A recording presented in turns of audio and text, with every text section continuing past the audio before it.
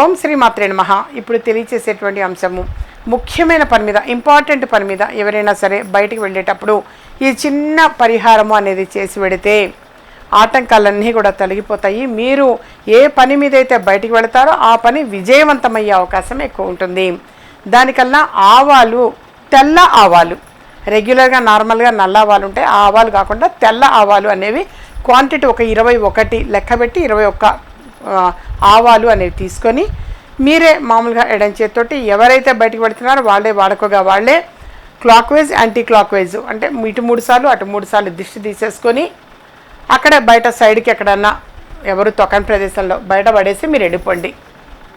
Gate బయట ఎవరు తొక్కకుండా సైడ్కి ఎక్కడన్నా పక్కన పడేసి మీ దారిని మీరు వెళ్ళండి. చాలు, మీరు ఏ పని మీద అయితే వెళతారో ఆ పని విజయవంతమవుతుంది. మా ఛానల్ సబ్స్క్రైబ్ చేసుకోండి, మరి కొంతమందికి షేర్ చేయండి.